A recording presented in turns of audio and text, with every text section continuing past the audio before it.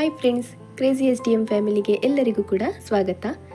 Friends, ಇವತ್ತಿನ ವಿಡಿಯೋದಲ್ಲಿ ಹಲಸಿನ ಹಣ್ಣಿನ ದೋಸೆ ಮಾಡ್ತಾ ಇದ್ದೇನೆ. ಸೊ ಹೇಗೆ ಮಾಡೋದು ಅಂತ ನೋಡ್ಕೊಂಡು ಬರುವ. ಹಾಗೆಯೇ ಇನ್ನು ಯಾರೆಲ್ಲ ಚಾನಲನ್ನು ಸಬ್ಸ್ಕ್ರೈಬ್ ಮಾಡದೆ ಈ ವಿಡಿಯೋವನ್ನು ನೋಡ್ತಾ ಇದ್ದೀರಾ, ಪ್ಲೀಸ್ ನಮ್ಮ ಚಾನಲನ್ನು ಸಬ್ಸ್ಕ್ರೈಬ್ ಮಾಡಿ ನಮಗೆ ಸಪೋರ್ಟ್ ಮಾಡಿ. ಹಾಗೆಯೇ ವಿಡಿಯೋವನ್ನು ಫುಲ್ ಕೊನೆ ತನಕ ನೋಡಿ. ಹಾಗಿದ್ರೆ ಇವತ್ತಿನ ರೆಸಿಪಿ ಹಲಸಿನ ಹಣ್ಣಿನ ದೋಸೆ ಸ್ಟಾರ್ಟ್ ಮಾಡುವ ಫ್ರೆಂಡ್ಸ್, ಬನ್ನಿ.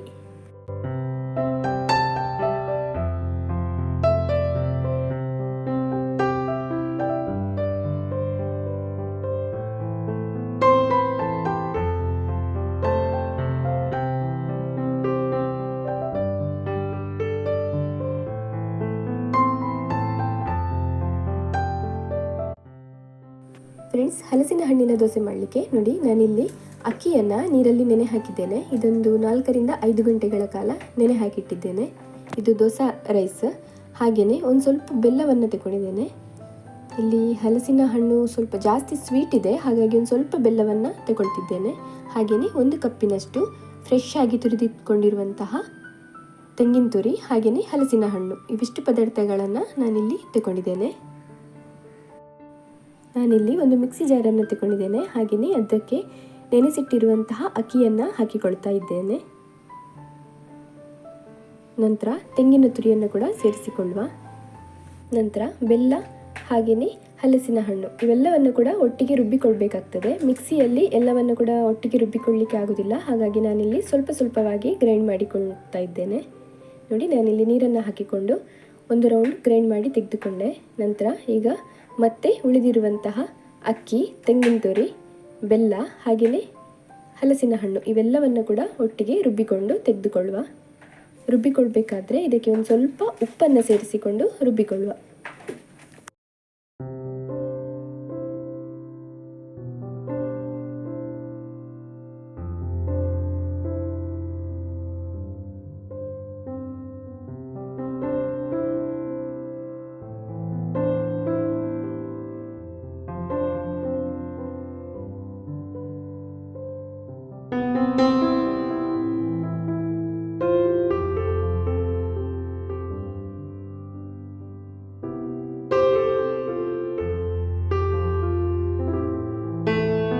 ನೋಡಿ ಫ್ರೆಂಡ್ಸ್, ಈಗ ಎಲ್ಲವನ್ನು ಕೂಡ ಗ್ರೈಂಡ್ ಮಾಡಿಕೊಂಡಾಗಿದೆ. ನಂತರ ಈಗ ಎಲ್ಲವನ್ನು ಕೂಡ ಮಿಕ್ಸ್ ಮಾಡಿಕೊಳ್ಳುವ. ಯಾಕಂತ ಹೇಳಿದರೆ ನಾವು ಬೇರೆ ಬೇರೆಯಾಗಿ ಗ್ರೈಂಡ್ ಮಾಡಿರೋದ್ರಿಂದ ಮಿಕ್ಸಿಯಲ್ಲಿ ಎಲ್ಲವನ್ನು ಹಾಕಲಿಕ್ಕೆ ಆಗೋದಿಲ್ಲ. ಹಾಗಾಗಿ ಸ್ವಲ್ಪ ಸ್ವಲ್ಪವಾಗಿ ಗ್ರೈಂಡ್ ಮಾಡಿರೋದ್ರಿಂದ ಎಲ್ಲವನ್ನು ಕೂಡ ಒಂದು ಸಲ ಚೆನ್ನಾಗಿ ಮಿಕ್ಸ್ ಮಾಡಿಕೊಳ್ಳುವ. ನೋಡಿ, ಈಗೆಲ್ಲ ಚೆನ್ನಾಗಿ ಮಿಕ್ಸ್ ಆಗಿದೆ. ನಂತರ ಒಂದು ಸ್ವಲ್ಪ ಇದಕ್ಕೆ ನಾನು ನೀರನ್ನು ಸೇರಿಸಿಕೊಳ್ತಿದ್ದೇನೆ. ಜಾಸ್ತಿ ತೆಳು ಕೂಡ ಮಾಡೋದು ಬೇಡ, ಜಾಸ್ತಿ ದಪ್ಪ ಕೂಡ ಬೇಡ, ಮೀಡಿಯಮ್ ಆಗಿರಲಿ.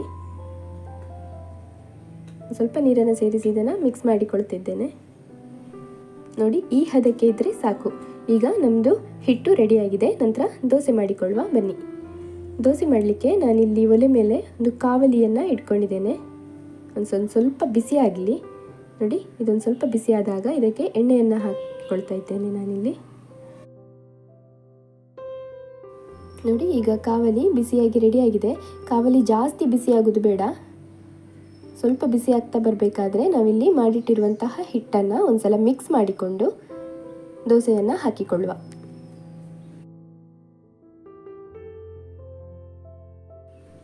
ನೋಡಿ, ಹಿಟ್ಟನ್ನು ಕಾವಲಿಗೆ ಹಾಕಿಕೊಂಡು ನಿಧಾನವಾಗಿ ಅದನ್ನು ಸ್ಪ್ರೆಡ್ ಮಾಡ್ತಾ ಬರುವ.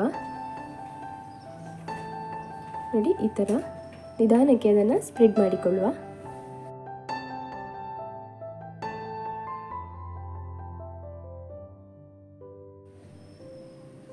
ನಂತರ ಮೇಲ್ಗಡೆಯಿಂದ ನಾನಿಲ್ಲಿ ಒಂದು ಸ್ವಲ್ಪ ತುಪ್ಪವನ್ನು ಸೇರಿಸಿಕೊಳ್ತಿದ್ದೇನೆ. ತುಪ್ಪ ಅಥವಾ ಎಣ್ಣೆ ಯಾವುದಾದ್ರೂ ಕೂಡ ಹಾಕ್ಕೊಳ್ಬೋದು.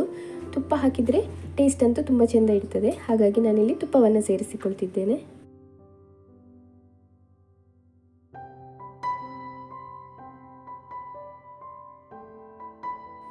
ತುಪ್ಪವನ್ನು ಹಾಕಿ ಇದನ್ನು ಮುಚ್ಚಳದಿಂದ ಮುಚ್ಚಿ ಇದನ್ನು ಬೇಯಲಿಕ್ಕೆ ಬಿಡುವ. ಒಂದು ಸ್ವಲ್ಪ ಇದು 1-2 ನಿಮಿಷಗಳ ಕಾಲ ಬೇಯಲಿ. ನೋಡಿ, ಈಗ ಒಂದು ಸೈಡ್ ಅಂತೂ ಚೆನ್ನಾಗಿ ಬೆಂದಿದೆ. ನಂತರ ಇದನ್ನು ಟರ್ನ್ ಮಾಡಿ ಹಾಕಿಕೊಳ್ಬೇಕಾಗ್ತದೆ, ಮತ್ತೊಂದು ಸೈಡ್ ಕೂಡ ಬೇಯಲಿಕ್ಕೆ. ನಿಧಾನ ಉರಿಯಲ್ಲಿ ಇಟ್ಕೊಂಡೆ ಇದನ್ನು 2 ಸೈಡ್ ಕೂಡ ನಾವು ಬೇಯಿಸಿಕೊಳ್ಬೇಕಾಗ್ತದೆ. ಉರಿ ಸ್ವಲ್ಪ ಜಾಸ್ತಿ ಆದರೆ ಇದರ ಟೇಸ್ಟ್ ಅಂತೂ ಹೋಗ್ತದೆ, ಒಮ್ಮೆಲೆ ಕಪ್ಪಾಗ್ತದೆ. ಹಾಗಾಗಿ ನಿಧಾನ ಉರಿಯಲ್ಲಿ ಇಟ್ಟುಕೊಂಡು 2 ಸೈಡ್ ಕೂಡ ಚೆನ್ನಾಗಿ ಬೇಯಿಸಿಕೊಂಡ್ರೆ ನಮ್ಮದು ರುಚಿಯಾಗಿರುವಂತಹ ಹಾಗೆಯೇ ಆರೋಗ್ಯಕರವಾದಂತಹ ಹಲಸಿನ ಹಣ್ಣಿನ ದೋಸೆ, ಬಿಸಿ ಬಿಸಿಯಾದ ಹಲಸಿನ ಹಣ್ಣಿನ ದೋಸೆ ತಿನ್ನಲಿಕ್ಕೆ ರೆಡಿ ಆಗ್ತದೆ. ಇದನ್ನು ಬಿಸಿ ಬಿಸಿಯಾಗಿ ತುಪ್ಪದ ಜೊತೆ ತಿನ್ನೋದ್ರಿಂದ ತುಂಬಾ ಟೇಸ್ಟಿಯಾಗಿರ್ತದೆ ಫ್ರೆಂಡ್ಸ್. ನೋಡಿ, ನಾನಿಲ್ಲಿ ಮತ್ತೊಂದು ದೋಸೆಯನ್ನು ಹಾಕಿಕೊಳ್ತಾ ಇದ್ದೇನೆ.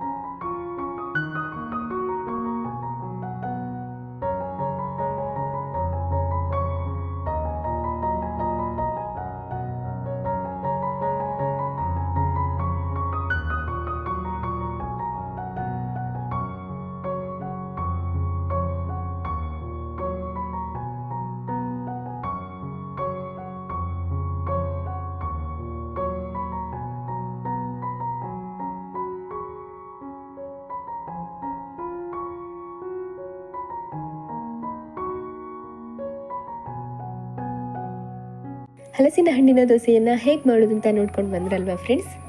ಈ ಹಲಸಿನ ಹಣ್ಣಿನ ಸೀಸನ್ನಲ್ಲಿ ನೀವು ಕೂಡ ಒಂದು ಸಲ ಈ ದೋಸೆಯನ್ನು ಟ್ರೈ ಮಾಡಿ, ಹಾಗೆಯೇ ಟೇಸ್ಟ್ ಹೇಗಿತ್ತು ಅಂತ ಕಮೆಂಟ್ ಮಾಡಿ ತಿಳಿಸಿ. ನಿಮಗೆ ಈ ರೆಸಿಪಿ ಇಷ್ಟ ಆಗಿದ್ದಲ್ಲಿ ಪ್ಲೀಸ್ ಒಂದು ಲೈಕ್ ಮಾಡಿ, ಹಾಗೆಯೇ ಯಾರೆಲ್ಲ ಚಾನಲನ್ನು ಸಬ್ಸ್ಕ್ರೈಬ್ ಮಾಡದೆ ನೋಡ್ತಾ ಇದ್ದೀರಾ ಪ್ಲೀಸ್ ಸಬ್ಸ್ಕ್ರೈಬ್ ಮಾಡಿ ಸಪೋರ್ಟ್ ಮಾಡಿ. ನೆಕ್ಸ್ಟ್ ವಿಡಿಯೋದಲ್ಲಿ ಸಿಗುವ. ವಿಡಿಯೋ ನೋಡಿದ ಎಲ್ಲರಿಗೂ ಕೂಡ thank you so much. Bye bye friends.